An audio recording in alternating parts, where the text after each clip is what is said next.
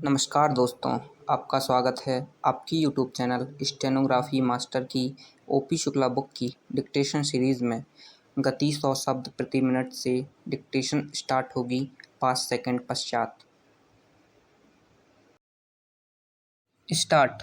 उपाध्यक्ष महोदय, आवश्यक वस्तुओं के अभाव और उनके मूल्यों में वृद्धि से एक गहरा आर्थिक संकट पैदा हो गया है। सरकार ने गेहूं के थोक व्यापार को अपने हाथ में लेते समय यह दावा किया था कि गेहूं के मूल्यों में कमी होगी और सभी वर्गों के लोगों को गेहूं समय पर मिलता रहेगा। ये दोनों ही उद्देश्य विफल हो गए हैं। पहले जब फसल आती थी तो बाजार में पर्याप्त मात्रा में गेहूं उपलब्ध होता था, परंतु इस बार गेहूं उपलब्ध नहीं है। उपभोक्ताओं की आवश्यकता पूरी करने लायक भंडार भी सरकार के पास नहीं है। यह आरोप नितांत निराधार है कि भारत का किसान राजनीतिक दल के भड़काने के कारण अपना गेहूं सरकारी केंद्रों में नहीं ला रहा है। किसान समझदार है, वह अपने हानि लाभ को पहचानता है। जब चना, जौ और सरसों बेचकर उसे कुछ रकम मिल जाती है तो वह गेहूं को कुछ समय तक रोकने का प्रयत्न करता है। सरकार को गेहूं के दाम बढ़ाने चाहिए ताकि किसान अपना गेहूं जल्दी से जल्दी सरकार को बेच दे। किसान को थोड़ा सा अधिक मूल्य देने में सरकार को संकोच नहीं करना चाहिए।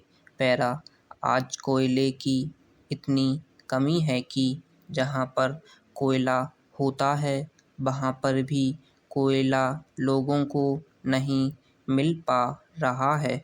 कोयले की चोरबाजारी का यह हाल है कि अगर फैक्ट्री चलाने वालों को कोयले का वैगन मिल जाता है तो वे उस कोयले से फैक्ट्री नहीं चलाते हैं, बल्कि उस वैगन को ब्लैक में बेच देते हैं। फैक्ट्री चलाने से उनको जितना मुनाफा होता है उससे ज़्यादा मुनाफा वे कोयले को ब्लैक में बेचकर प्राप्त कर लेते हैं। सरकार इस बात का पता लगा सकती है, परंतु वह पता नहीं लगा पाती है क्योंकि इंस्पेक्टर का हिस्सा फैक्ट्री वालों से बंधा हुआ होता है। इस प्रकार जब कारखाने कम चलेंगे या बिल्कुल नहीं चलेंगे तो उत्पादन घटेगा और बाजार में सामान कम आएगा। इससे चीज़ों का अभाव बना रहेगा और उनके मूल्य भी बढ़ेंगे। इस तरह से मूल्य वृद्धि को रोका जा सकता है। सरकार केवल अपने हाथ में नई चीज़ें लेती जाए, इससे समस्या हल होने वाली नहीं है। मूल्य वृद्धि को रोकने के लिए उत्पादन में वृद्धि करनी पड़ेगी। जब खाद्य समस्याओं का सवाल आता है तो प्रकृति को दोष देकर सरकार अपनी जिम्मेदारी से बचना चाहती है। क्या यह सच नहीं है कि पिछले 3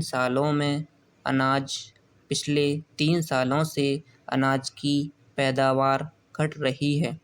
क्यों घट रही है? देश में खाद की कमी के लिए कौन जिम्मेदार है? क्या भगवान जिम्मेदार है? क्या भगवान खाद के कारखाने लगाएगा? क्या जो सरकारी कारखाने हैं उनको पूरी क्षमता से भगवान चलाएगा? भगवान के दर्शन तो हम इस सदन में ही कर सकते हैं।